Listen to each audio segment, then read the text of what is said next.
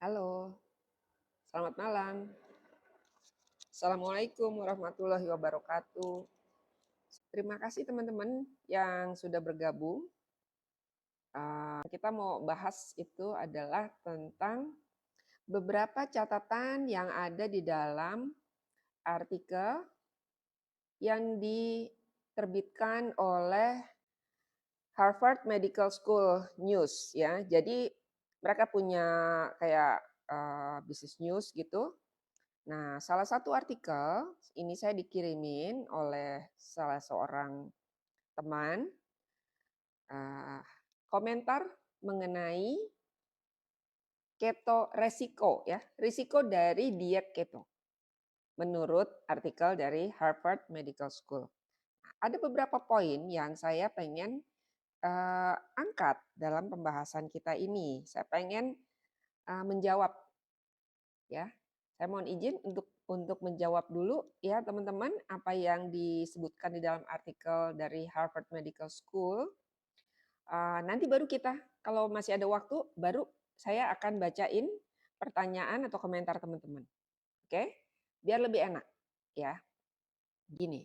Soalnya teman saya yang dia mengikuti gaya hidup ketofastosis, dia mendapatkan artikel tersebut di forward oleh keluarganya. Ya, kita tentu berbaik sangka ya, karena itu kan bukti kepedulian keluarga kepada anggota keluarganya yang mengikuti satu gaya hidup yang agak anti mainstream, ya kan? Siapa sih yang bisa santai aja gitu ya, ngeliatin saudaranya udah divonis misalkan ada CA gitu, terus dia kok ngambil jalur yang anti mainstream. Malahan dia kok malah makan makan daging, bukan daging sih sebetulnya yang kita anjurkan, ayam, ikan, protein hewani lah gitu ya. Nah, kok malah makan itu, makan telur banyak banget dan dia tidak makan karbo sama sekali. Ya, selamat malam Mbak Ana. Oke, ikutin ya. Nih aku sesuai dengan janjiku ya. Jadi ini yang terjadi teman-teman. Orang melihat gaya hidup ketofastosis itu sebagai sebuah diet. Diet makan lemak, tinggi lemak dan protein hewani dan eh, sangat sedikit makan karbohidrat.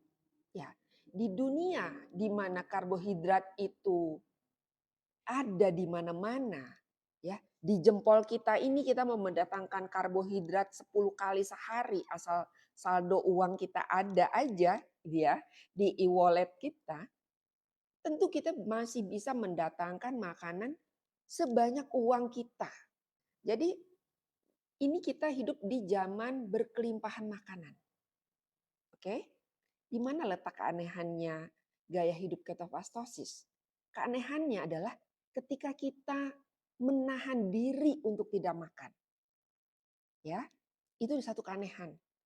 Kok aneh banget sih orang-orang segitu gampang makan, tiap hari bisa makan 3 kali sampai 7 kali dalam sehari. Kenapa orang-orang keto warriors ini makannya cuma 2 kali, bahkan ada yang cuma 1 kali, namanya one meal a day, OMAD.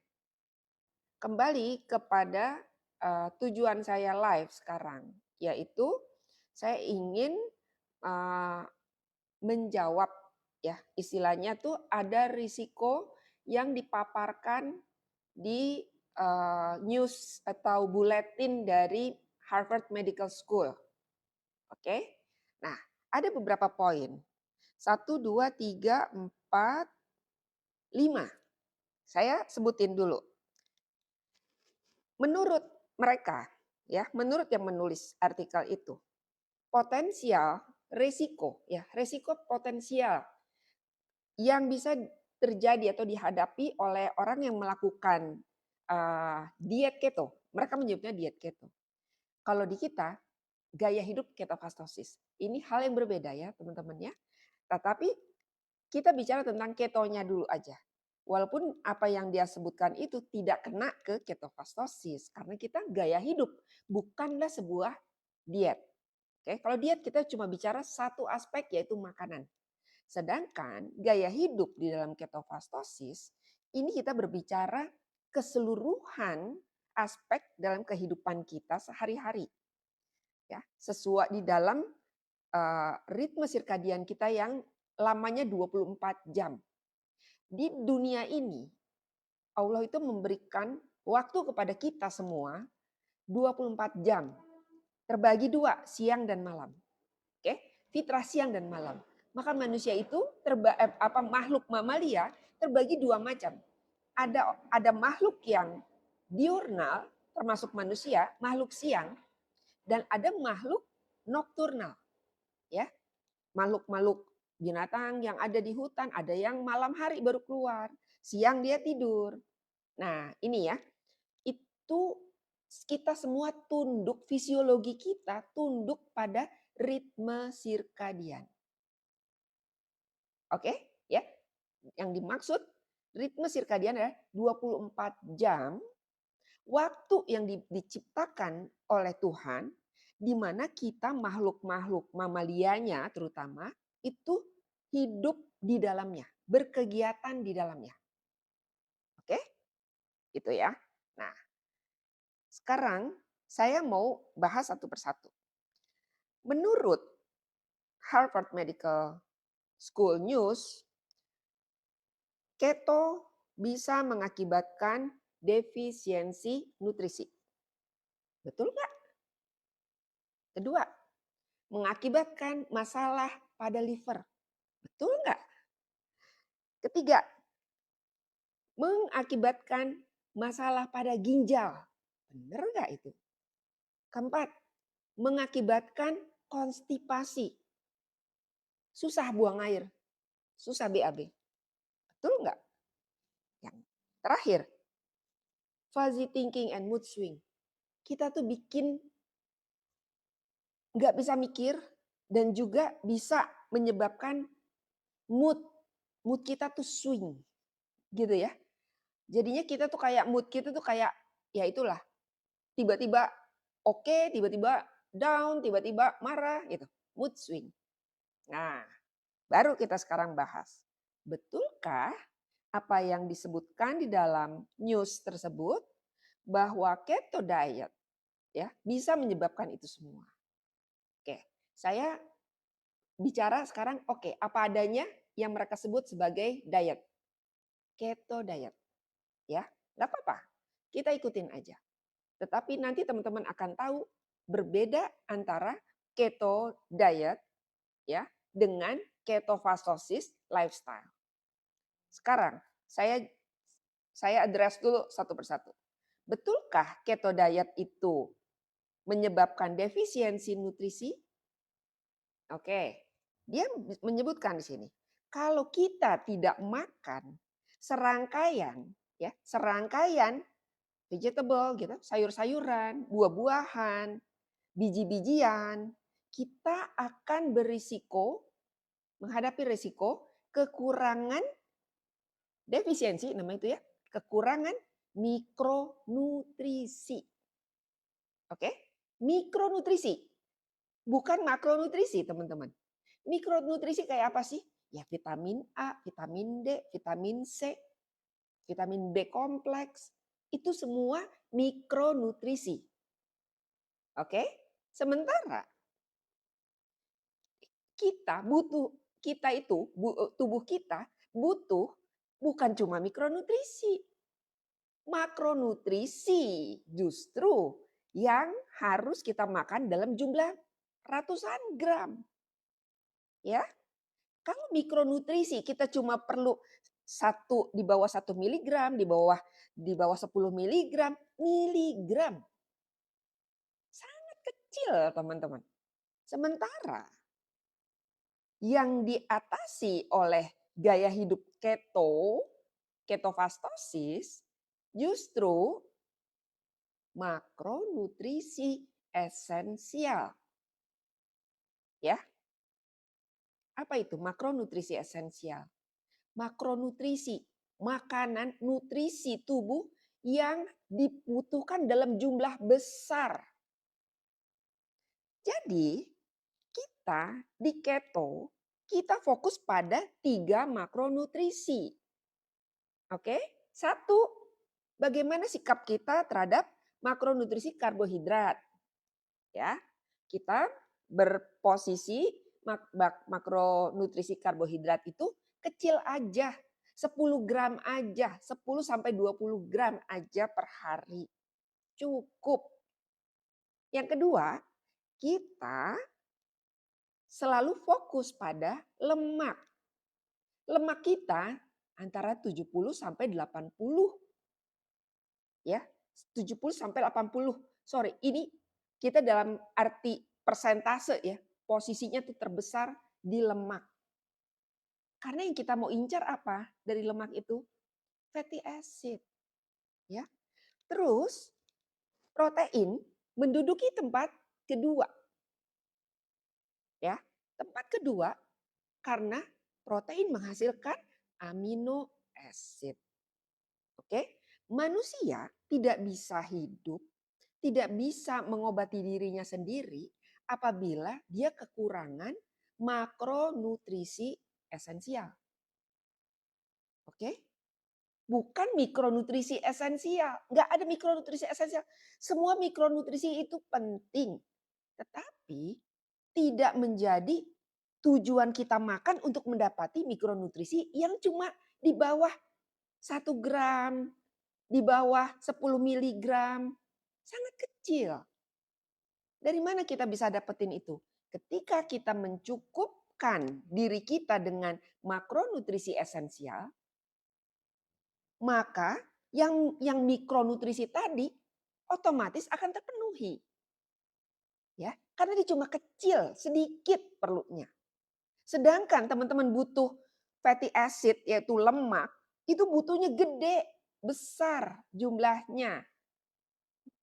Oke? Jadi kalau orang tercukupi makronutrisi esensialnya, dia masih kekurangan mikronutrisi, jalan keluarnya apa? Ya silakan aja cari suplemen, vitamin D tambahan, perlu kalsium tambahan, silakan, nggak ada masalah. Tetapi gambaran besar kita untuk building block, kita butuh protein dalam jumlah besar.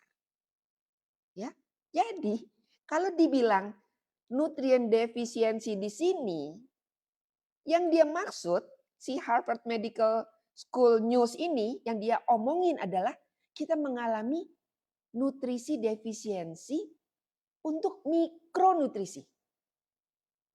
Oke, problem nggak sih itu?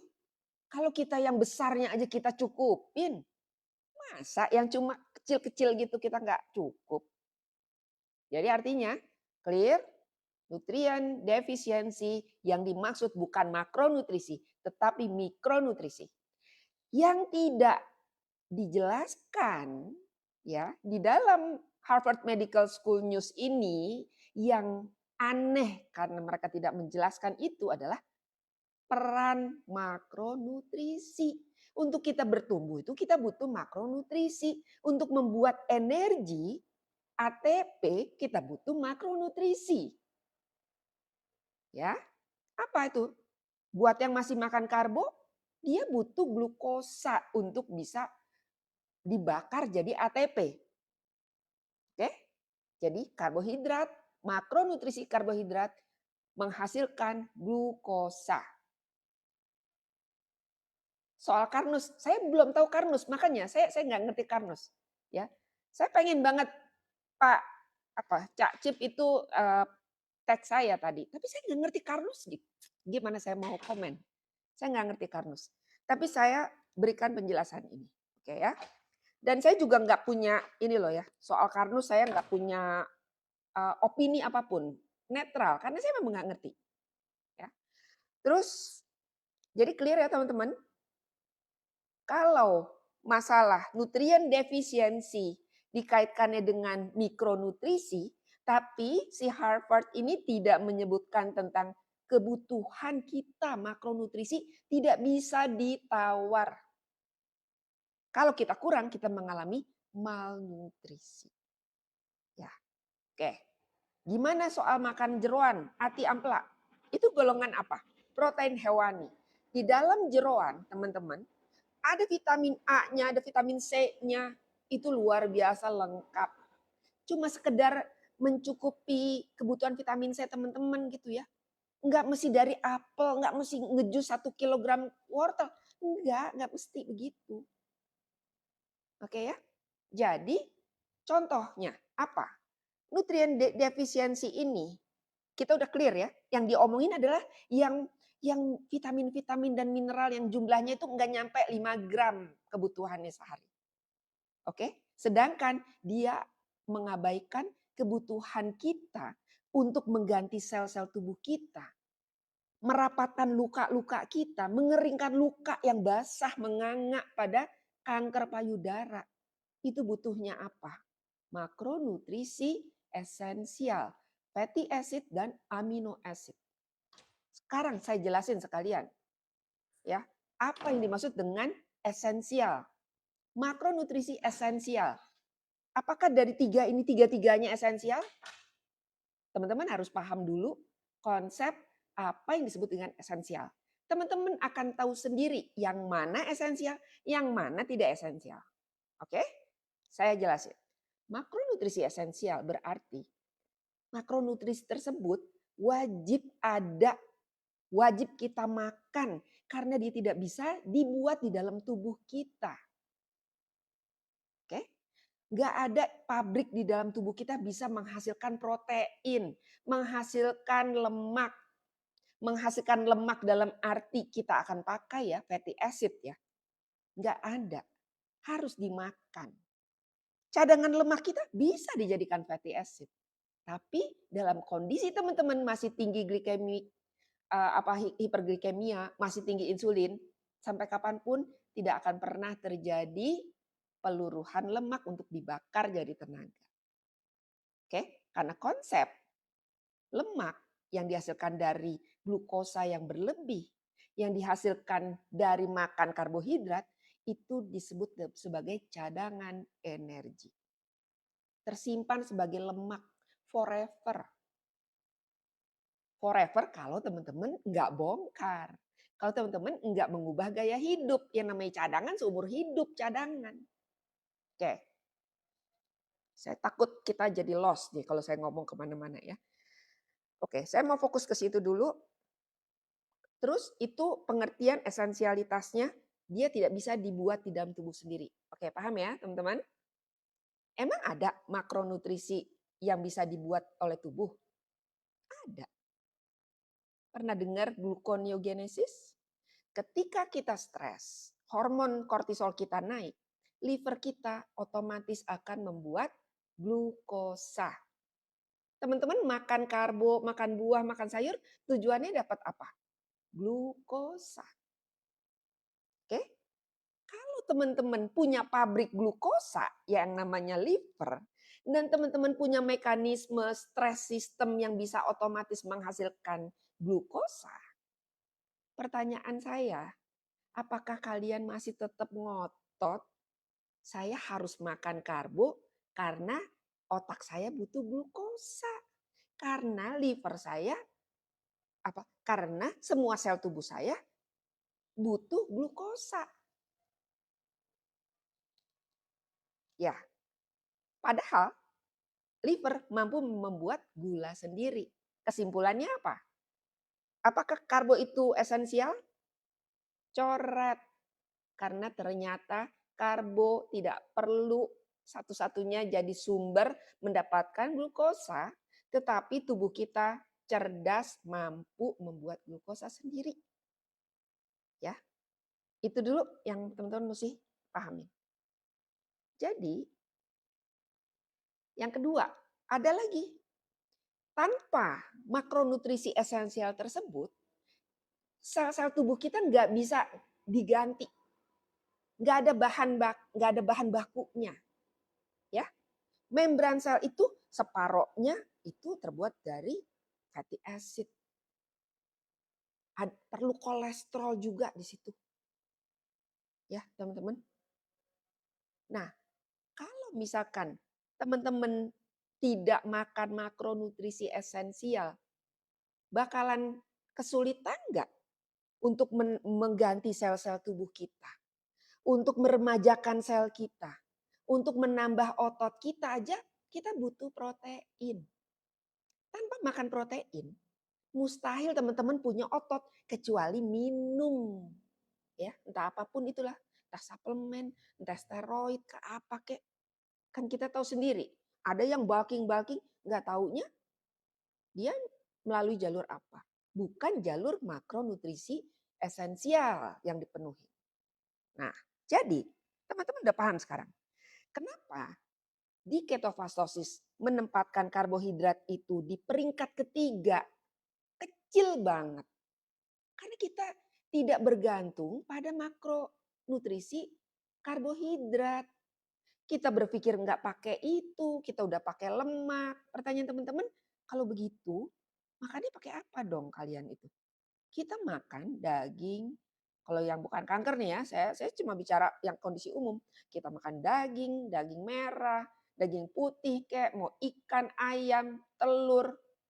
Ya udah, itu semua kita makan.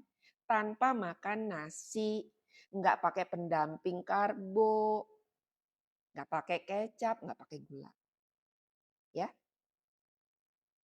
paham ya teman-teman? Tapi kita boleh berbumbu. Kita pakai gula, kan ada gula pengganti. Dan itu penggunaannya hanya untuk sebagai bumbu. Bumbu penyedap. Garam dan gula cukup. Mau pakai lada? Boleh. Kita tidak anti. Makanan keto itu, jangan salah teman-teman. Makanan keto sangat spicy, sangat tasty. Kita tidak anti garam. Karena garam bagi kita penting. Itu adalah source of electrolyte. Dan tidak bisa dibuat di dalam tubuh. Jadi hati-hati kalau teman-teman mengikuti satu gaya hidup atau pola makan yang melarang makan garam. Hati-hati ya. Karena itu kebutuhan esensial dalam tubuh kita. Garam itu wajib. Boleh garam krosok, boleh garam Himalaya. Oke, jadi jelas ya teman-teman. Yang kita harus penuhin itu adalah kebutuhan makronutrisi esensial. Bukan mikronutrisi. Dah. Jadi poin 1 selesai. Ya kan? Udah ngerti ya? Poin 1 bahwa keto berisiko menyebabkan nutrien defisiensi. No. Simpulannya tidak. Oke, nutrien defisiensi apalagi mikronutrisi banyak caranya. Oke? Sekarang yang kedua, liver problem. Nah, liver problem dia bilang gini, with so much fat to metabolize, the diet could make any existing liver condition worse. Dia bilang dengan segitu banyak makan lemak ya, itu liver kamu itu bakal kesulitan loh kerjanya. Hah? Serius? Liver itu katanya susah, jadi kerja berat kalau kalian itu makan lemak kebanyakan. Wow. Lemak seperti apa yang dia bayangin di sini? Teman-teman, liver kita menerima fatty acid. Bukan lemak yang teman-teman makan ya, anggaplah ini daging berlemak, terus kita makan. Terus lemaknya itu tuh nempel-nempel gitu di liver kita. Ya nggak kayak gitulah. Aku bingung ya, ini kan Harvard gitu loh. Mana ya? Banyak yang tidak dijelaskan dengan detail oleh mereka. Nggak apa-apa, kesempatan kita jadi diskusi, ya kan? Jadi kenapa? Saya tidak setuju liver problems disebabkan oleh keto. Ya, kita belum bicarain ketofastosis loh ya, apalagi ketofastosis.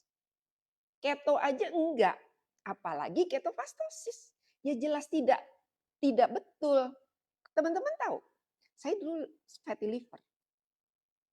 Ya. Saya fatty liver ketika saya ke kantor, makanannya pengganti sarapan yang saya yakinin itu sehat, ya. Isinya apel Fuji gede. Dulu saya berdua dengan suami saya makannya seperti itu. Pagi-pagi nih, dari perjalanan dari rumah ke kantor itu habis.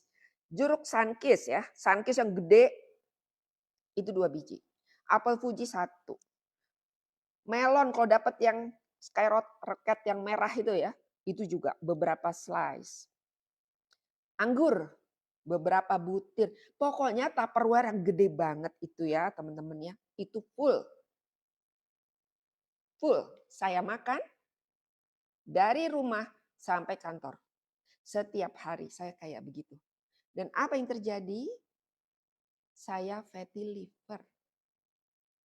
Oke? Apakah di sini ada teman-teman yang fatty liver? Apakah karena saya makan daging-dagingan? Saya makan sate-satean yang penuh dengan lemak?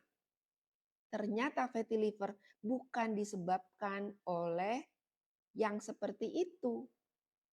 Ya jelas saya dulu makan sate berlemak, makannya pakai nasi. Ya. Nah, sekarang kita bahas. Kenapa makan buah-buahan kok jadi fatty liver? Emang ada apa di dalam buah-buahan?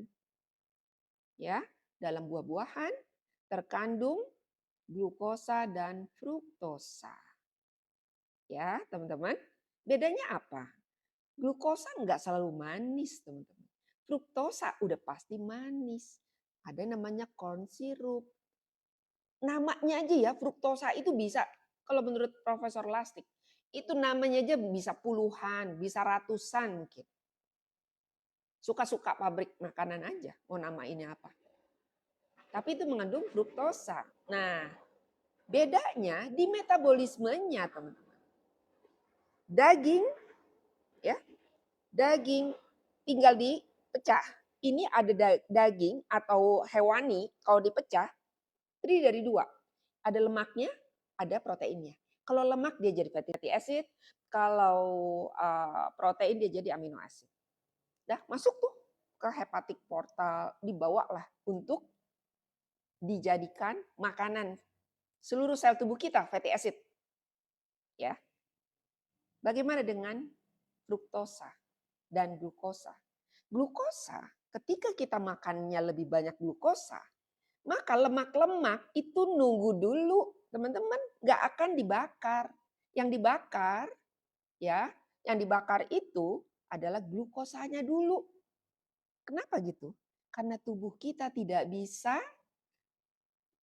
mengizinkan glukosa melebihi batas toleransi harian kita. Teman-teman mau tahu berapa batas toleransi harian gula yang beredar di dalam darah kita? Hanya 1,5 sendok teh. Berapa yang teman-teman makan tiap hari? Karena anjuran ini, anjuran wajib makan karbohidrat dianggap sebagai esensial? Jawab sendiri. Apakah itu yang bikin teman-teman fatty liver? Tidak. Bukan dari nasinya, paling menggendut aja teman-teman. Tapi bukan itu yang menyebabkan fatty liver. Yang menyebabkan teman-teman fatty liver adalah fruktosa yang ada di dalam buah atau minuman-minuman lain yang teman-teman selalu konsumsi tiap hari. Hanya bisa dimetabolisme oleh sel liver. Oke? Jadi salahnya kita makan protein hewani, itu di mana salahnya? Enggak ada salahnya. Tapi justru teman-teman makannya buah. Buah itu ada fruktosa. Fruktosa enggak bisa di metabolisme di sel-sel tubuh kita yang lain. Kenapa fatty liver terjadi? Karena fruktosa yang ada di dalam buah-buahan, minuman, ya saya nggak nyebutin merek deh. Teman-teman cek aja iseng tuh lihat ada corn sirupnya nggak, ada fruktosanya nggak. Itu akan langsung ke liver teman-teman. Ya, langsung kalau misalkan itu berlebih, dihajar banyak nih liver kita, kan nggak bisa diserap semua, betul nggak? Liver juga kan ada cuma kecil banget cadangan glikogennya dia. Akhirnya apa? Ya udah dimuat-muatin lah dalam bentuk lemak. Saya bukan dokter, teman-teman. Saya cuma praktisi gaya hidup ketofastosis. Saya bukan dokter, bukan ahli gizi dan tidak pernah sekolah kedokteran. Ya, saya penikmat ilmu dan saya senang sharing ilmu sama teman-teman. Kalau saya udah ngerti, saya akan sharing. Gitu doang. Ya. Jadi fruktosa hanya bisa dicerna oleh liver, betul. Nah, karenanya teman-teman, Kalau liver doang yang bisa memetabolisme, kalau ada kelebihan dikemanain? Liver akan bikin itu menjadi lemak dan disimpan di gudang lemaknya liver. Udah jelas dong? Berarti asal usul fatty liver dari mana? Terlalu banyaknya ya fruktos yang dikonsumsi oleh kita yang harus diberesin oleh liver kita. Oke? Clear? Oke ya? Oke. Jadi apa yang harus dilakukan? Ya, kalau teman-teman udah terlanjur fatty liver, apa yang dibilang dulu kan saya dulu fatty liver. Liver saya ukurannya hampir 1,5 kali. Lebih besar, gede banget. Paling kita disuruh ngapain? Hindari lemak. Ya kan? Banyakin makan buah. Betul nggak? Banyakin aja makanan yang sayur-sayuran. Sayuran karbo. Oke, sayuran nggak ada fruktosnya, oke fine. Tapi bagaimana dengan buah-buahan yang kita disuruh makan sebagai pengganti dengan harapan itu fatty livernya hilang gitu loh. Jangka panjang itu akan menyebabkan resistensi juga teman-teman. Jangka panjang itu akan menyebabkan problem pada liver. Nah, sekarang liver problem bisa terjadi penyebabnya apakah? Apakah lemak? Tidak. Apakah protein hewani? Tidak. Clear kan sekarang? Siapa yang bertanggung jawab membuat kita kena fatty liver atau problem pada liver kita? Yaitu buah-buahan yang tinggi fruktosanya. Fatty liver adalah kondisi di mana liver kita ya teman-teman itu dibungkus sama lemak, ditimbunin lemak akibat dari penumpukan fruktosa yang nggak bisa diserap oleh liver kita. Bayangin, liver kita misalkan cuma segini. Teman-teman minumnya makan jus, minum jus ya, mending kalau makan daging buah, di jus. Jadi yang pasti serat juga udah nggak ada itu. Itu kan semua fruktosa masuk ke liver, diolahnya di liver, yang bisa makan tuh hanya liver. Ketika liver kita udah kenyang, maka fruktosanya diubah menjadi lemak. Disimpannya di mana? Ya di liver juga nyimpennya. Sampai liver itu dibungkus jadi besar. Yang tadinya livernya cuma segede gini, segini nih ya, segini, itu bisa jadi segede gini. Karena diselimutin lemak. Oke? Clear sekarang? Apakah protein hewani yang menyebabkan fatty liver? Udah bisa jawab dong? Tidak. Yang dimakan oleh keto apa? Protein hewani. Sekarang make sense gak? Masuk akal gak teman-teman? Tuduhan makan makanan keto yang identik dengan tinggi lemak dan protein hewani dianggap sebagai penyebab liver problem. Ya kan? 2 kita jawab, fine. Gampang kan? Sekarang kidney problems. Nah, siapa di sini punya gangguan ginjal kronis atau yang fungsi ginjalnya menurun yang katanya kalau kurang dari sekian persen harus cuci darah. Adakah di sini? Enggak, tinggi kolesterol tidak ada masalah, ya. Kolesterol itu bukan marker patofisiologi, tidak berbahaya. Oke. Jelas tadi penyebab liver problems adalah fruktos. Saya nggak bilang deh soal buah-buahan. Fruktos aja, udah. Ada banyak dipakai di semua makanan olahan. Ya, hati-hati. Teman-teman harus lebih cerdas ya mencari makanan itu. Oke. Kidney problems. Kidney help metabolize protein. Dan dia bilang diet keto ini itu istilahnya tuh membanjiri ginjal kita dengan protein tinggi. Oke, ini lucu loh. Terus dia bilang, ini menyebabkan masalah pada ginjal, ya. Kalau masalah pada ginjal, terus dia bilang, kita nggak boleh overload makan proteinnya. Nah, di sini saya pengen tanya, berapa banyak di sini teman-teman yang mengalami masalah pada ginjal dan tidak disarankan untuk makan protein hewani? Banyak nggak? Banyak kan? Nah, oke. Sebelum teman-teman setuju sama saya atau anti sama saya, nah, mari kita kupas dulu apa penyebab gangguan ginjal dong. Apakah betul ya tuduhan bahwa keto diet ini merusak ginjal? Kita lihat. Belum nih kita bilang di ketofastosis community ya, orang-orang yang udah cuci darah, udah stroke, itu malah jadi normal kembali teman-teman. Oke?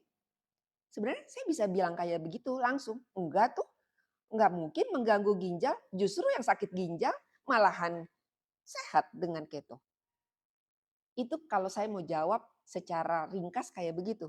Kayak tadi, nutrien defisiensi. Enggak tuh, kita mah cukup nutrisi kita. Oke. Terus kita keto diet itu membuat liver masalah. Enggak tuh, yang sakit liver malah sembuh. Sekarang, bikin sakit ginjal. Enggak, yang sakit ginjal malah sembuh. Ya kan? Sakit ginjal malah sembuh. Kok bisa? Nah, mari kita lihat patofisiologi yang namanya patofisiologi. Penyebab masalah ginjal apa? Ya, teman-teman. Kalau aku tuh ngomongin masuk ke masalah teknikal, kayaknya enggak. Kita nggak bakal selesai juga. Sederhananya gini, teman-teman. Di dalam ginjal kita itu ada glomerulus filtration rate. Fungsi-fungsi ginjal. Ada yang nyaring, ya kan? Ada yang penyaring, ada podocyte namanya. Itu banyak banget ya. Mungkin entah puluhan juta, ratusan juta, apa miliaran di dalam ginjal kita, kiri dan kanan. Kalau sampai, itu kan dia menyaring. Yang disaring apa sih teman-teman? Darah kita. Masuk ke dalam ginjal, yang lolos dari membran kita itu, yang lolos itu untuk dibuang. Oke? Fungsi penyaringan apa? Untuk yang kelolosan itu berarti untuk dibuang. Lainnya gimana? Balikin lagi, diputerin lagi ke tubuh kita dalam pembuluh darah kita terus kayak begitu. Karena fungsi ginjal adalah menyaring darah, mengeluarkan racun-racun. Banyak, bukan cuma yang saya sebut ini aja, banyak. Teman-teman bisa cek sendiri deh fungsi ginjal itu apa. Oke. Nah, artinya yang mampir terus ke dalam ginjal itu apa, teman-teman? Darah. Darah dan air, mineral-mineral. Tapi kalau mineralnya itu memang masih bagus kayak garam, kayak protein, ya, protein dalam bentuk amino acid atau fatty acid itu beredar atau kolesterol beredar semua di dalam darah kita, ngikutin aja gitu loh dia. Kayak kolam renang arus gitu, mana-mana gitu dibawa. Nah, begitu dia keluar memasuki saringan ginjal, ternyata ginjalnya mengalami permeable. Ada perenggangan nih di podocyte-nya nih. Udah nggak serapet yang normalnya. Akibatnya apa teman-teman? Protein atau apapun yang tidak sepatutnya lolos seharusnya itu dimanfaatkan lagi oleh tubuh kita. Jadi jebol, jadi lolos. Nah, itu yang terdeteksi pada urin. Oke? Lalu simpulannya apa? Oh, ginjalnya bermasalah karena makan protein. Lah kan protein ada terus di dalam darah kita. Ya, amino asidnya, fatty acid. Semua kan beredar di dalam darah kita. Dia kan ngikut. Oke? Ketika dia ngikut terus dia jadi kelolosan karena membran kita melebar yang harusnya sangat rapat hanya misalkan ukuran sekian-sekian mili gitu ya. Milimeter. Nah, ini ukuran yang lebih besar lolos. Karena dia udah jarang, udah kalau ibaratnya jaring tuh ya, udah mulai melebar. Akibatnya yang tidak seharusnya lolos, lolos. Itulah yang tertangkap kamera, jebret, difoto. Oh, ini akibat makan daging nih, sampai urinnya aja ada protein gitu. Terus disuruh apa kita? Jauhi makan protein hewani. Betulkah begitu caranya? Akibatnya saya nggak jauh-jauh ya, saya lihat kakak saya sendiri ya. Kakinya bengkak, fungsi GFR-nya dia itu makin lama makin turun dan dia jauh dari protein hewani. Sampai nggak berani makan protein hewani karena taat instruksi seperti itu. Apa yang terjadi? Tubuh kita apakah tercukupi makronutrisi esensialnya tadi, teman-teman? Kalau ada problem, ada kerusakan, ada luka-luka, ada inflamasi, gimana cara menurunkan inflamasi? Bagaimana cara mengontrol inflamasi? Bagaimana cara mengganti sel-sel yang rusak? Nggak ada chance, nggak ada kesempatannya. Ketika divonis tidak boleh makan protein hewani, makin parah. Ya, nah kenapa? Kita harus tahu, yang bikin jebol ginjal itu bukan daging, bukan protein hewani. Kita narik. Penyebab dari jebolnya membran yang tadinya rapat banget itu adalah apa teman-teman? Siapa tamu yang selalu masuk? Darah. Ketika tekanan darah teman-teman tinggi, hipertensi, terus menerus, maka tekanan darah itu akan menghajar si podocyte dan teman-temannya tadi. Filternya itu jadi renggang. Teman-teman bayangin, punya saringan. Teman-teman pakai selang air yang kecepatan tekanan tinggi. Kira-kira gimana tuh? Bolong nggak tuh jaringnya teman-teman? Minimal melebar. Setuju? Dengan pola seperti itu akibat dan sebab ya. Sebabnya adalah tekanan darah yang tinggi terus-menerus menyebabkan kerusakan pada podocyte, pada ginjal. Ya kan? Nah, sekarang teman-teman udah lihat.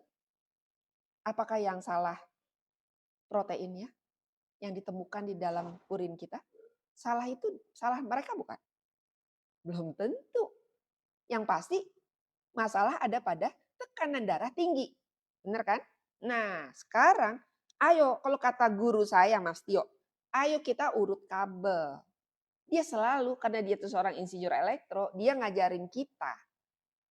Ya, pola logiknya dia adalah kita ngurut kabel, kita cari pangkal masalahnya itu. Dari masalahnya dulu kita tarik ke sini.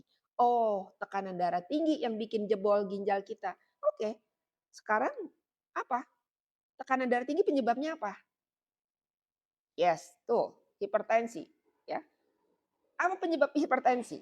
Kita belum ketemu akar masalah loh teman-teman. Kita baru menelusuri penyebab hipertensi. Teman-teman googling. Penyebab hipertensi ada dua. Satu, hiperinsulinemia. Ya, dan hiperglikemia. Oke. Sedangkan gagal ginjal tadi disebabkan dua juga.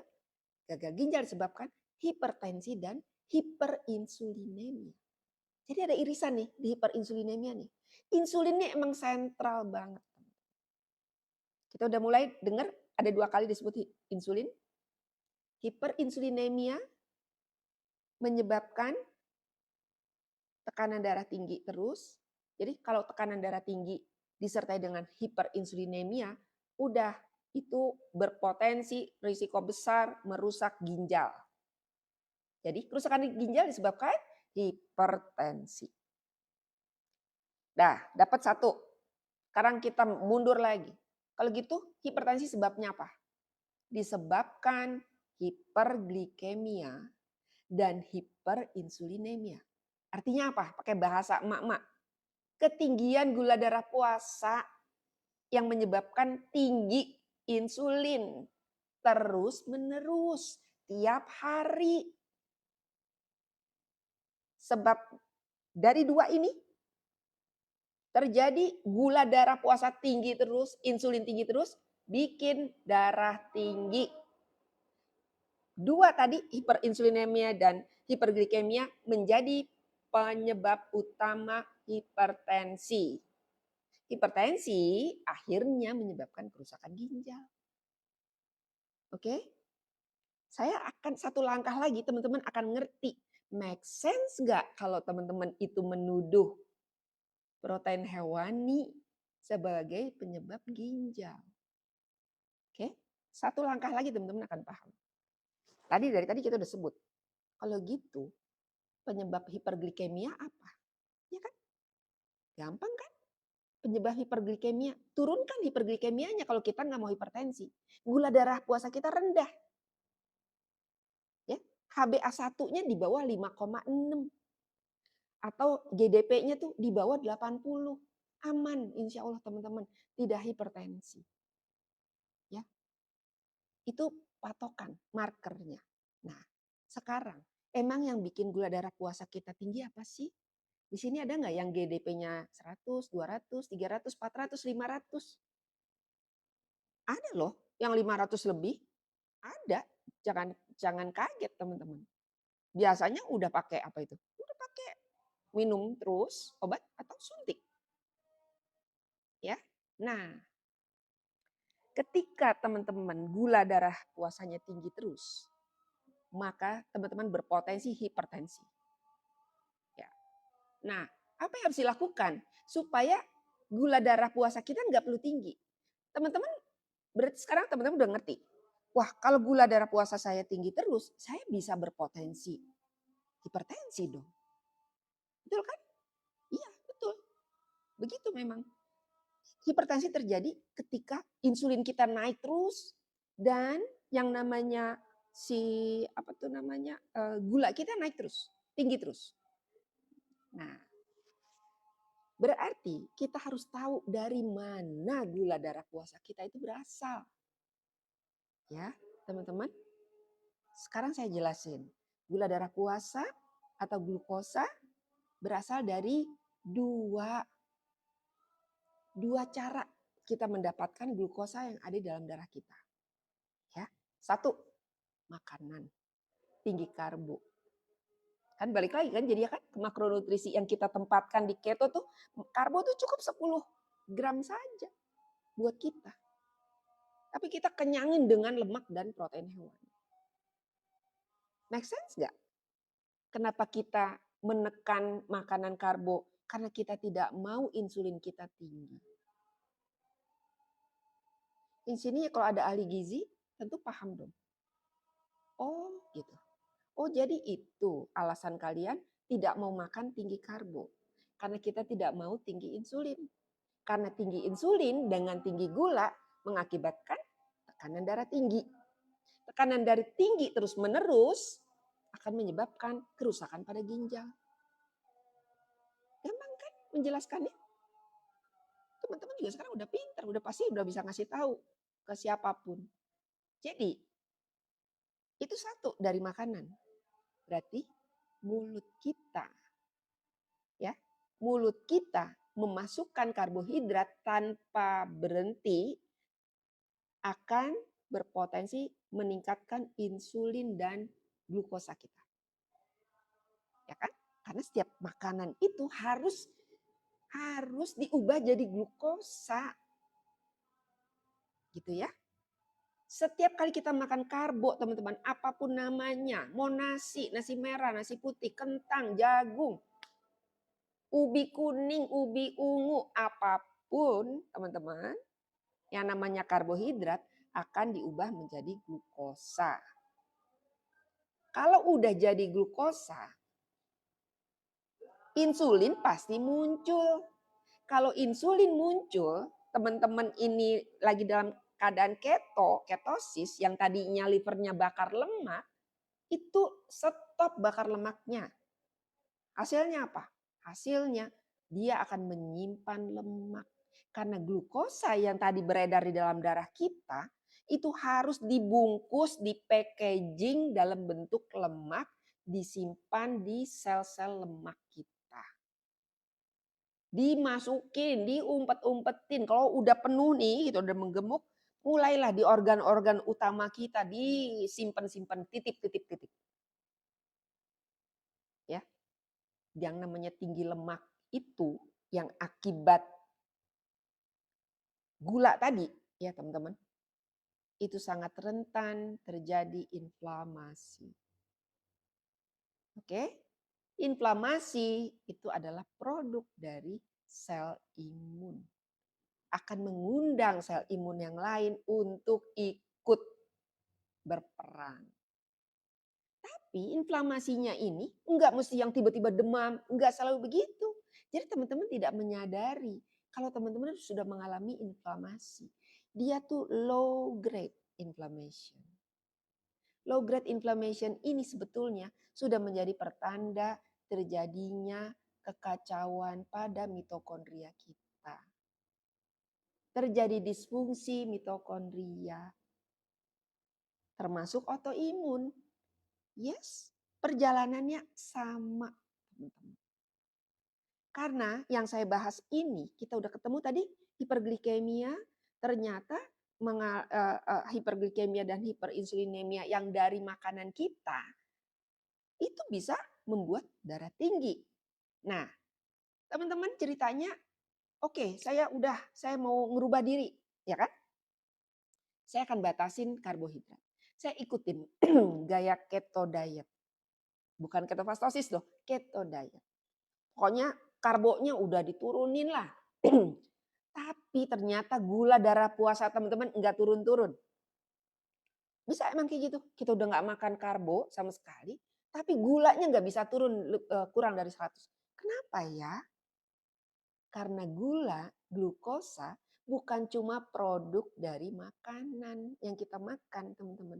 Tetapi glukosa juga merupakan output dari sistem stres kita yang dibikin oleh liver kita tadi.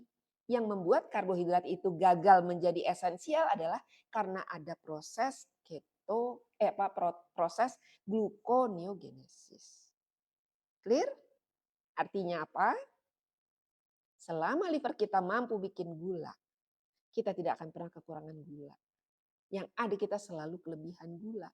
Setiap kelebihan gula akan disulap oleh liver juga jadi lemak. Ya kan? Lemak terus bertumpuk memancing inflamasi. Inflamasi muncul karena kebanyakan makanan dibakar terus di dalam, yang dibakar bukan, selama teman-teman belum membakar lemak, teman-teman tidak pernah bisa membongkar cadangan lemak kita. Ya. Lemak itu jadi gini, glukosa, karbohidrat adalah makronutrisi yang dimakan untuk menghasilkan energi. Kelebihannya diakui. Berarti ada batasan maksimal teman-teman yang kemampuan yang bisa diserap oleh sel kita. Sisanya kemana? Yang teman-teman misalnya yang bisa ditolerir itu cuma 1,5 sendok teh per hari, ya. Tapi teman-teman makan terus, gitu loh. Makan terus, kelebihannya 10 sendok makan itu dikemanain? Kan nggak bisa. Kita coba kalau sampai gula darah kita berceceran, itu udah kena vonis itu asidosis. Bisa meninggal kita. Makanya liver kita akan berjuang untuk membuat glukosa yang berlebih itu bersama-sama dengan insulin, dia berusaha untuk membuat dalam lemak dan disimpan di gudang lemak. Oke? Paham ya, teman-teman? Dengan begitu, menggemuk sebetulnya adalah cara manusia untuk menyelamatkan dirinya. Tapi menggemuk yang kayak apa? Menggemuk yang untuk kita keluarin lagi lemaknya nggak apa-apa. Tapi kalau menggemuk forever, cadangan lemak yang nggak akan pernah dipakai. Dari kita bayi, kita dikasih bubur bayi sampai sekarang, itu lemak itu masih ada di badan kita. Itu menyebabkan apa? Kita mulai paham kalau manusia kebanyakan makan bukan menjadi baik, teman-teman. Manusia kalau kebanyakan makan, ya, menyebabkan mitokondria kita mengalami disfungsi. Terus apa yang terjadi? Respirasi sel kita terganggu. Mitokondria kita rusak. Tapi sebetulnya tubuh kita cerdas. Dia berusaha untuk menyelamatkan diri dengan cara apa, teman-teman? Dia dengan cara ngeblok insulin kita. Itu sengaja di reseptor insulin disuruh menolak insulin. Jadi insulin datang, reseptor nggak bisa apa-apa, nggak bisa masuk. Itu disebut apa? Kalau dalam kondisi yang kita kenal dalam masyarakat, oh kamu mengalami insulin resistan, ya, insulin resistan. Terus teman-teman paham nggak tentang insulin resistan? Nggak ngerti, tetap aja makan terus. Akhirnya apa yang terjadi? Benar-benar teman-teman dari kelasnya insulin resistan menjadi diabetes. Ketika tubuh kita, mitokondria kita mengalami disfungsi, mulai terjadi kekacauan, dia tidak menyadari ada ada mutasi DNA pembelahan sel yang DNA-nya bermutasi. Hasilnya apa? Tumor terjadi. Harusnya ketika tumor ini mulai gini ya, pembelahan sel itu yang tidak memenuhi syarat ya, teman-teman. Karena ada mutasi DNA, dia tidak memenuhi syarat. Itu nggak bisa lanjut karena ada yang namanya tumor supresor, ada yang namanya protein 53 itu akan menyetop proses. Terus mitokondria bisa mengirimkan sinyal, melakukan apoptosis. Jadi kecil kecil banget kemungkinannya sel tubuh kita bisa berubah menjadi tumor tanpa didahului kerusakan mitokondria. Oke. Nah, pertanyaannya lagi, kalau gitu mitokondria rusak gara-gara apa? Kita udah tahu dong tadi penyebab ginjal apa, udah tahu, hipertensi apa kita udah tahu, penyebab makan gula, makan apa, penyebab gula tinggi apa, mulut kita dan pikiran kita. Nah, kalau dari makanan, ya langsung apa yang menyebabkan mitokondria seseorang rusak? Jawabannya apa? Kebanyakan makan. Ya, karena setiap kali kita makan, itu terjadi pembakaran di dalam mitokondria kita, dalam sel kita, akan ada byproduct yang dihasilkan dari pembakaran itu yang namanya ROS, reaktif oksigen spesies, radikal bebas. Oke? Akibatnya apa? Terjadi pembelahan sel. Namanya sel yang tidak seharusnya, dia tidak tunduk pada buku besar DNA. Harusnya itu dia selnya sel ginjal misalnya. Dia sebodoh amat. Pokoknya dia membelah, tidak ada fungsi. Karena itu esensinya tumor. Dia membelah diri sesuka-sukanya. Nggak mau diatur. Kacau kan? Nah, kenapa itu bisa luput? Kemana sel imun kita? Kan tadi udah inflamasi di mana-mana teman-teman. Sel imunnya udah pusing. Oke, nge-lag ya. Sekarang gimana? Jelas sekarang suaranya? Gitu. Jadi udah jelas kaitan-kaitan dari semua itu. Nah, berarti apa yang membuat ginjal kita rusak? Udah jelas? Ujung-ujungnya apa? Karbohidrat. Nah, Mbak Nela, penyebab mau ngemil terus saat ber-KF tapi ngemilnya agar-agar kerupuk kulit. Ya nggak apa-apa. Ngemil aja, nggak apa-apa. Kan namanya gini, ada dua kemungkinan ya teman-teman. Makronutrisi esensial yang dibutuhkan itu masih belum tercukupi. Ya, karena kan mungkin teman-teman nggak biasa makan dalam jumlah yang besar. Mungkin teman-teman masih porsinya masih disamakan ketika masih makan karbo. Misalkan makan telur, teman-teman baru bisa kenyang gitu ya, puas gitu. Makan telurnya itu mungkin 5, tapi teman-teman baru makannya 1 atau 2. Ya jadinya bawaannya kita masih lapar. Coba cukupin aja di makronutrisi. Jadi real food, cukupin dengan real food. Teman-teman udah nggak pengen ngemil lagi. Habis itu kan udah kenyang. Makanan tinggi lemak seperti apa? Ya ayam, paha ayam, ikan lele itu kan juga berlemak, ikan patin gitu. Protein hewani semua. Telur, kuning telurnya juga. Jangan makan putihnya doang, sayang amat. Kuningnya tuh bagus ya. Oke, cukup kidney problem sudah jelas. Siapa culpritnya? Siapa yang penjahatnya sebenarnya? Yang bertanggung jawab siapa? Mulut kita, pikiran kita. Yang dua-duanya menghasilkan glukosa. Glukosa banjir, insulin naik. Insulin naik terus-menerus karena glukosa tinggi terus-menerus akan bikin hipertensi. Hipertensi dan hiperinsulinemia tinggi terus, kronis, menyebabkan masalah pada ginjal. Clear? Artinya balik, benar nggak keto itu menyebabkan masalah ginjal? Padahal kita tidak makan karbo loh. Kan yang bikin gula berceceran itu kan karbo, sayur, buah. Kenapa yang dituduh gaya makannya orang keto? Dah clear? Artinya kita bisa jawab salah. Keto tidak menyebabkan masalah pada ginjal. Nah, saya selipin sekarang. Saya bilang berkali-kali, keto diet tidak sama dengan ketofastosis lifestyle. Tadi saya udah jelasin kenapa. Kenapa teman-teman tidak makan nasi, tidak makan karbo lagi tapi gulanya nggak turun-turun? Banyak sebabnya. Teman-teman tidak tidur yang cukup. Ya, baru cuma dari makanan doang. Teman-teman tidak melakukan puasa. Teman-teman stres mulu, pikirannya stres terus. Kan udah tahu pikiran stres menyebabkan gluconeogenesis. Dan juga mager, males ngapa-ngapain. Coba teman-teman, olahraga ini banyak fungsinya ya teman-teman. Terutama kalau teman-teman yang masih gulanya tinggi sekarang atau apapun, usahakan mulai olahraga yang membangun massa otot. Karena akan terbantu tuh penyerapan glukosanya oleh otot kita. Ya, oke? Jadi olahraga beban number one.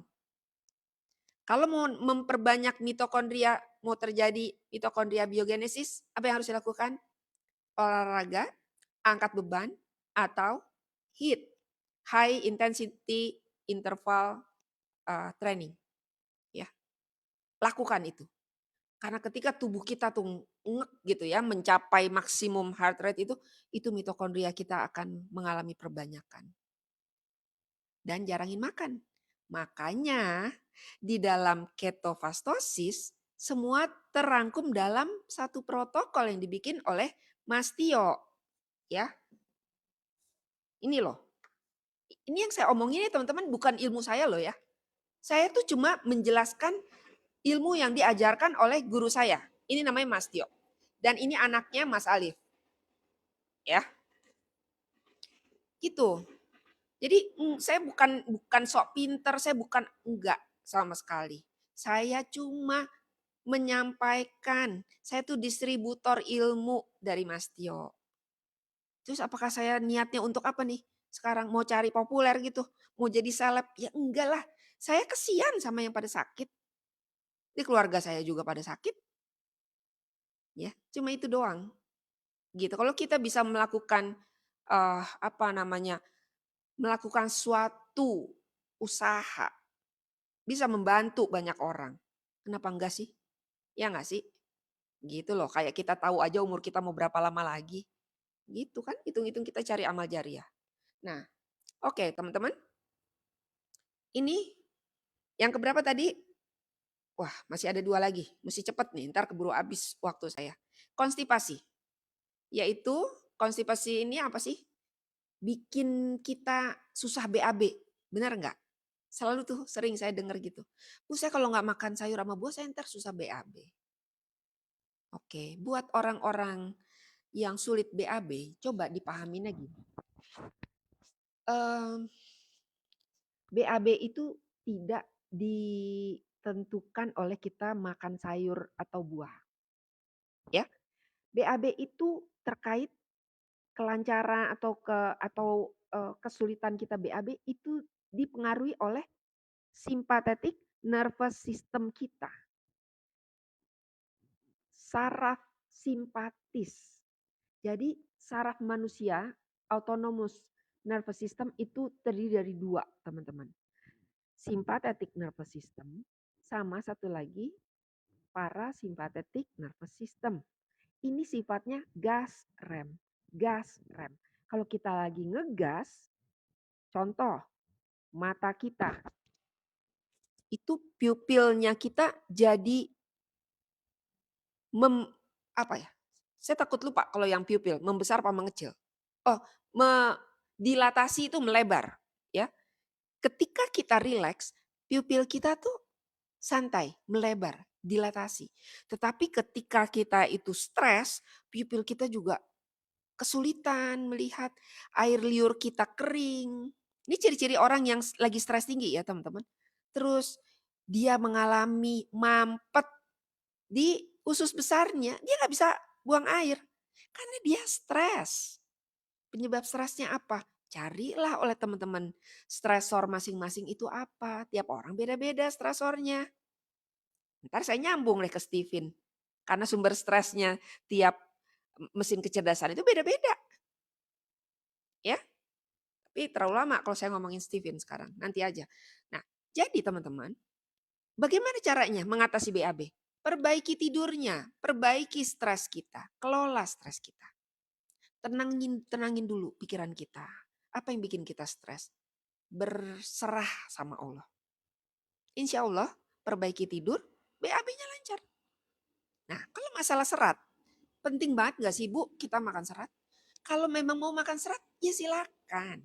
Tapi jangan berpikir tanpa serat saya nggak bisa. Itu loh, yang salah itu. Nggak usah berpikir gitu. Karena apa? Ketika teman-teman sudah makan rendah karbohidrat, juga glukosanya rendah teman-teman. Gulanya tuh rendah. Terus nggak jadi kewajiban kita untuk mengadakan serat di dalam usus kita. Orang serat juga nggak bisa ada yang diserap. Masuk ke mulut kita, ya keluarnya begitu lagi. Ya, jadi serat itu bukan mikronutrisi atau apapun. Nggak ada yang bisa diambil dari serat. Masuk, keluar as is. Ya, perbaiki tidur, kendalikan stres. Betul. Itu aja kuncinya. Oke, jadi artinya konstipasi di orang-orang keto, terutama di ketofastosis, ya, dia nggak bisa disebut ketofastosis kalau dia tidak tidak menaati protokol KF. Kalau dia tidak menerapkan pengelolaan stres dengan baik, nggak ada usaha untuk mengendalikan stres, dia memperturutkan aja kemarahannya, kekecewaannya, kebenciannya, sehingga gluconeogenesis terjadi terus, stres tinggi terus. Akibatnya apa, teman-teman? Apa kebaikannya buat kita? Gak ada. Gak ada kebaikannya. Nah, jadi supaya nggak konstipasi gimana? Ya turunkan stres kita. Ya, ikutin tadi. Jaga apa? Kita lakukan puasa. KF itu justru menormalisasi sistem stres kita. Ya. Jadi, udah clear ya teman-teman?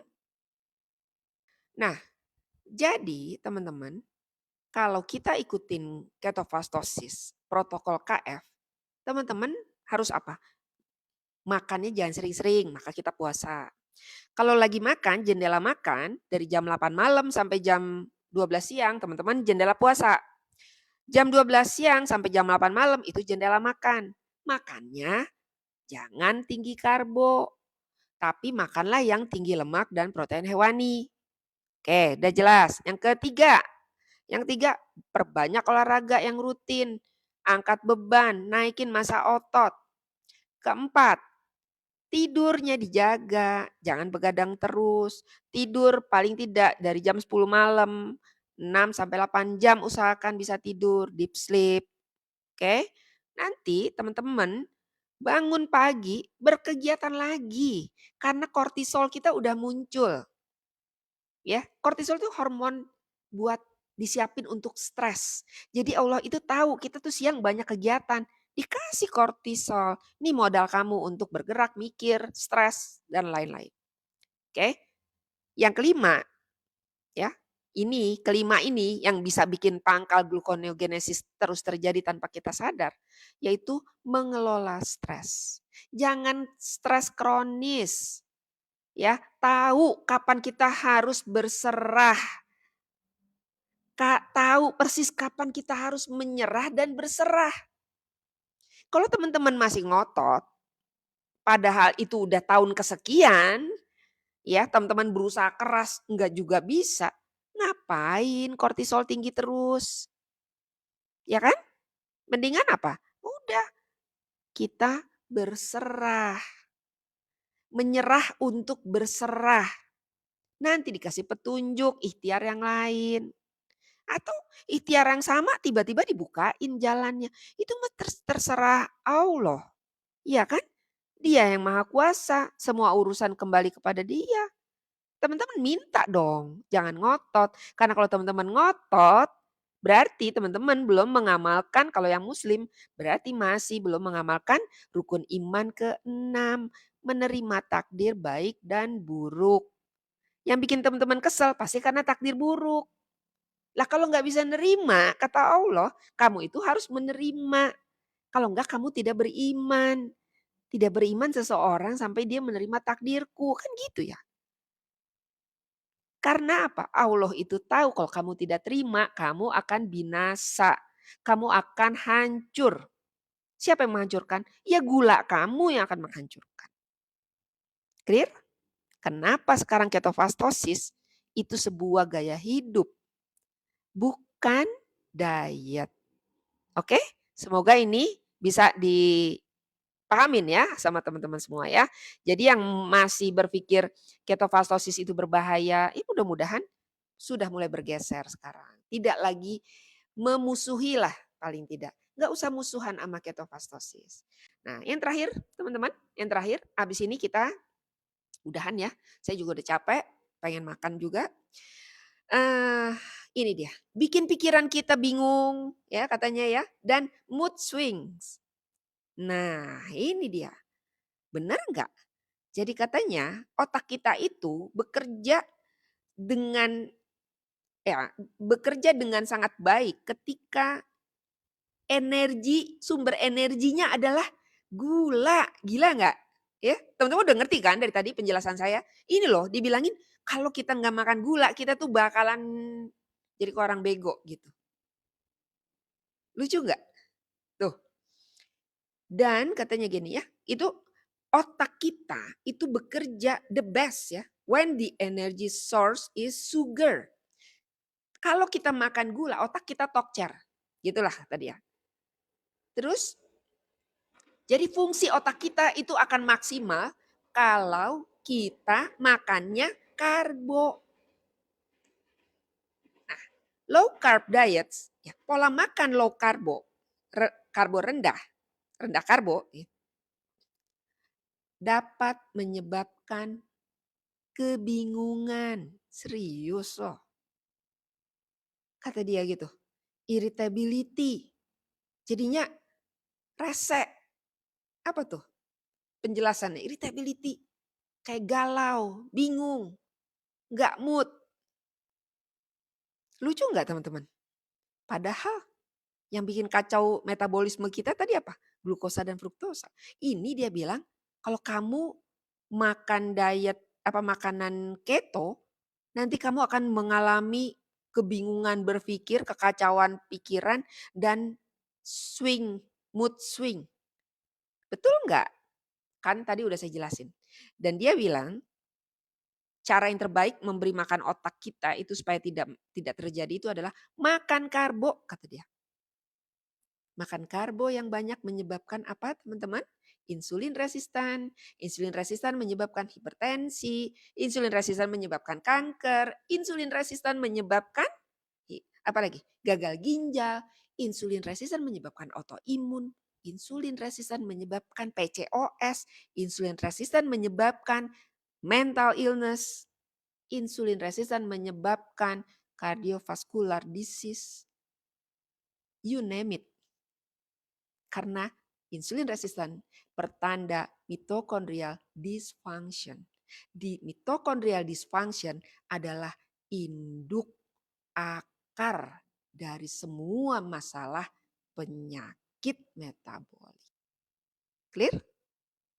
Jadi teman-teman percaya kalau kita makan makanan yang ketofy gitu ya, kita mengalami kekacauan berpikir? Ya enggak lah.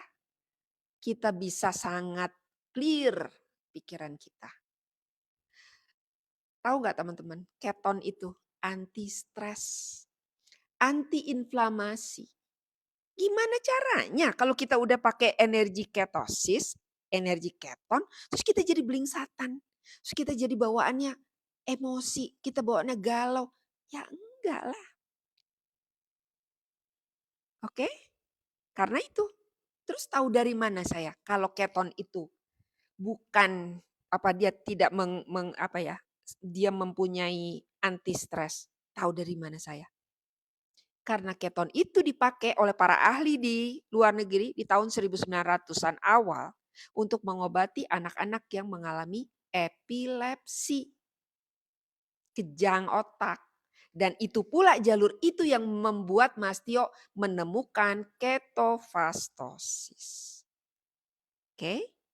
Karena anaknya divonis dulu nggak bakal bisa jalan, nggak bisa melihat, nggak bisa mendengar. Anaknya divonis cacat. Ketika usia 6 bulan, anaknya mengalami kejang. Di usia 2 tahun, Mas Tio menemukan jalur ketosis. Dan dia membuat protokol ketosis untuk apa? Untuk memastikan kondisi ketosis anaknya terjadi 24 jam. Karena kalau kita mau sehat, nggak mungkin sehat 24 jam. Terus besok out of ketosis kita kejang-kejang lagi gitu. Ya enggak dong. Kita kan nggak pengen sekarang sembuh, besok kejang, terus besoknya lagi sembuh, besok. Masa mau begitu? Itu namanya belum sembuh namanya. Oke? Ya. Beli di mana?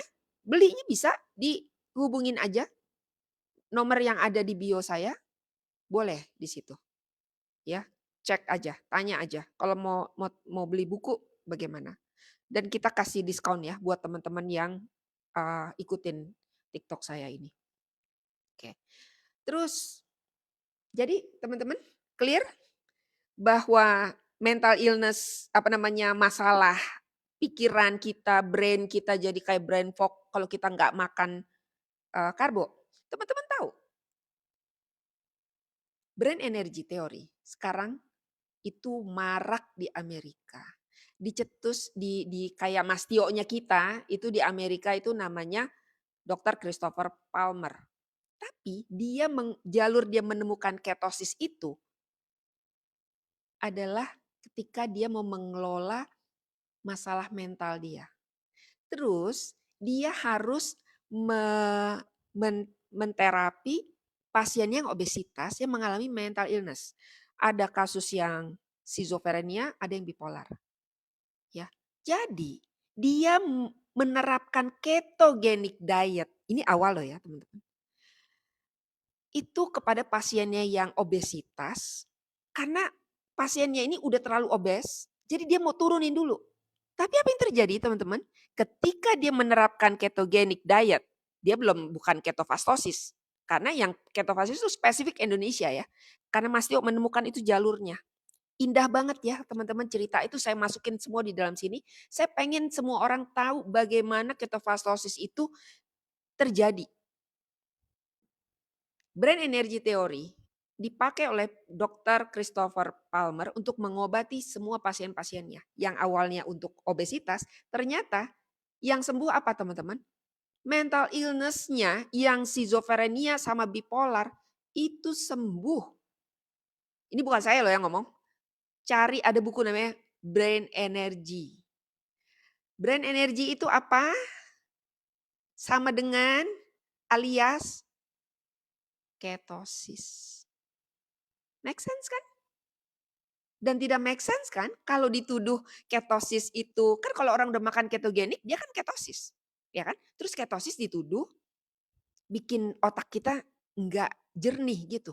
Lah yang mengalami schizophrenia aja, yang mengalami bipolar aja jadi normal. Ngada-ngada nggak sih kalau kita yang cuma puyeng-puyeng dikit aja terus dibilang begini begitu berbahaya segala macam. Oke? Simpulannya apa teman-teman? Ilmu adalah kunci kesehatan buat kita. Oke? Maka teman-teman harus berdoa. Saya akan selalu ngomong gini, saya kan cuma menyampaikan teman-teman. Hidayah taufik itu dari Allah. Teman-teman bisa memahami apa yang saya omongin, tiap kata yang saya omongin. Kalau teman-teman dikasih petunjuk sama Allah. Teman-teman akan digerakkan untuk memahami, mempelajari, dan akhirnya tumbuh istiqomah. Ngikutin protokol. Terus teman-teman yang mengikuti protokol yang masuk ke jalur yang tepat itu, ya teman-teman akhirnya sehat. Bukankah itu yang teman-teman cari? Menjadi sehat. Oke? Jadi saya jelasin ini supaya teman-teman ngerti. Enggak sembarangan. Apa yang kita lakukan itu ada alasannya. Tidak seperti yang dari si Harvard itu. Nuduh-nuduh-nuduh bikin bikin 5 atau 6 tuduhan. Tidak ada dasar. Tetapi alhamdulillah kita bisa menjelaskan apa yang terjadi. Oke? Baik teman-teman, kayaknya saya udah semua ya. Ini Mbak Ana kalau masih ada, aku sudah menjelaskan. Mudah-mudahan Mbak Ana bisa terbantu kalau harus menjelaskan kepada keluarga. Jangan khawatir gitu ya. Kita enggak asal-asalan ya teman-teman ya. Kalau teman-teman gini deh, kalau teman-teman menganggap saya ini ngoceh asal-asalan, teman-teman, saya ini membuatkan buku untuk Mas Tio. Ya, ini adalah biografi Mas Tio. Dari awal saya jelaskan seluruhnya. Jurnal-jurnal pun ada di sini. Ya, jadi bukan sesuatu yang Mas Tio mimpi semalam terus suruh orang-orang begini begitu, enggak. Oke? Kalau Mas Tio bilang everything happens for a reason. Gitu aja dia. Dan Mas Alif ini didatangkan oleh Allah kepada Mas Tio for a reason. Yaitu apa? Menemukan, membuka kotak Pandora kesehatan kita semua. Jadi kalau Profesor Shefrid bilang metabolic terapi adalah solusi yang terbaik buat mengobati penyakit-penyakit metabolik. Profesor Lastik pun seperti itu. Semua masalah ada pada mitochondrial dysfunction. Terus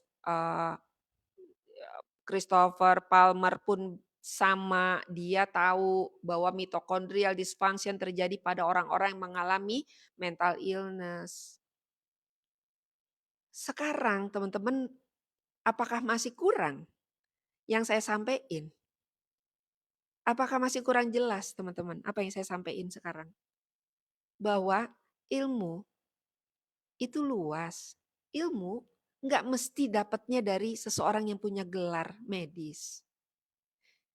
Bahkan Mas Tio aja mendapatkan ilmu itu karena cinta dia mau ngobatin anaknya. Ya kan? Mau ngobatin anaknya yang divonis mielinnya itu nggak mungkin ditebelin. Cek sedunia teman-teman, ada nggak obat buat nebelin mielin? Nggak ada. Karena cara nebelin mielin bukan pakai obat, tapi pakai kasih makan otak berupa lemak dan kolesterol, biarkan otak sendiri yang menebalkan mielin. Jadi manusia itu punya ilmu di sini, ilmu Allah itu enggak terhingga. Ini baru satu loh, baru satu tabir loh yang dibukain sama Allah. Udah berapa juta manusia bisa berpotensi sehat. Ya kan? Apalagi sama Allah dibuka-bukain itu. Bisa tutup itu segala pabrik-pabrik. Oke? Sip ya? Bisa dipahamin ya? Oke, nanti di-share ya Bu di beranda TikTok. Jadi bisa dibuka, diulang, didengarkan. Oke, insya Allah. Nanti saya coba ya. Cuma ini kan agak panjang. Jadi ya gitulah ya. Ngerendernya juga lama gitu. Mudah-mudahan saya nanti sempetin ngerjain gitu ya. Karena saya pengen teman-teman itu memahami. Nah teman-teman, kita mengikuti gaya hidup ketofastosis setelah teman-teman paham, oh pantes ya KF itu bisa menyembuhkan. Karena KF itu menyembuhkannya dari mana? Dari level mitokondria. Oke, mitokondria kita rusak. Mitokondria misalnya ada gini teman-teman. Mitokondria itu bagian dari sel. Jadi di dalam setiap sel manusia ada mitokondrianya lagi. Sel manusia misalnya ada 100 miliar. Dari ujung kepala sampai ujung kaki. Ada 100 miliar sel. Di luar sel darah merah ya teman-teman. Karena sel darah merah tidak mempunyai mitokondria. Oke. Nah apa yang terjadi ketika mitokondria teman-teman banyak yang rusak? Ketika kita mitokondria kita banyak yang rusak, maka manusia itu akan sakit.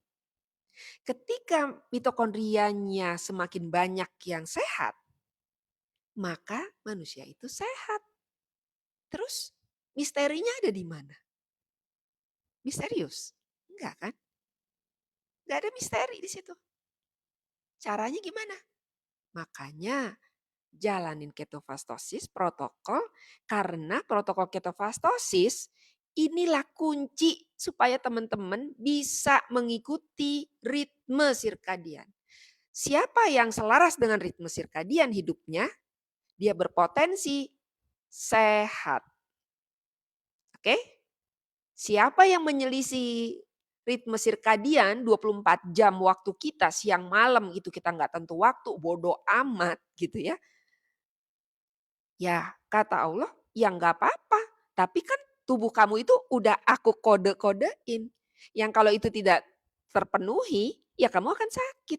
Mitokondria kamu sakit. Satu hari kamu pun akan sakit. Kamu nggak bisa ganti semua sel-sel kamu. Karena kamu nggak ngerti ilmunya. Kamu malah jalanin dengan cara yang muter-muter. Kita akhirnya nggak akan mati juga sebelum ajal kita datang. Yang pasti kita menderita dan duit kita pun habis. Ya, di dalam buku pun saya bilang, kita jangan takut sakit karena kita takut mati. Cemen banget teman-teman kalau kita tuh takut sakit karena kita takut mati. Ada yang lebih mengerikan teman-teman. Kalau kita sakit tapi kita nggak mati-mati. Serem gak sih? Ya. Jadi jangan takut sakit karena kita takut mati. Tapi takutlah sakit kalau kita jatah umurnya masih panjang. Itulah alasan teman-teman, motivasi teman-teman untuk cari ikhtiar yang tepat. Karena ikhtiar yang tepat pasti sembuh. Siapa yang bilang gitu? Bukan saya. Tapi itu sabda Rasulullah Shallallahu Alaihi Wasallam. Beliau bersabda, tidak Allah turunkan suatu penyakit, melainkan Dia juga menurunkan penawarnya. Oke, dalam penjelasan juga dibilang, apabila masih ada penyakit yang belum ada obatnya, kemungkinannya caranya belum tepat atau yang memberitahu yang tidak sampai ilmunya. Oke, teman-teman? Baik, siapa yang ingin mengikuti metabolic terapi yang masih bingung, kita open untuk bimbingan, silakan kontak aja 0813 1563 1971 atau kalau nggak sempat nyatet cek aja di link bio saya, di bio tuh ada nomor telepon, silakan ya dihubungin, tanya saya pengen ikutan bimbingan, go ahead. Ya, silakan. Dengan senang hati kita akan bimbing. Oke? Dan satu lagi informasi yang terakhir yang saya mau sampaikan, 30 Juni teman-teman, kita akan adakan seminar tentang kanker ya. Akan mendatangkan beberapa dokter dan juga Mas Tio. Nanti teman-teman akan dengerin langsung guru saya yang akan ngomong, bukan lagi ini gitu ya, murid-murid yang cerek kayak saya begini. Oke? Jangan sampai nggak ikutan. Bisa Zoom, bisa.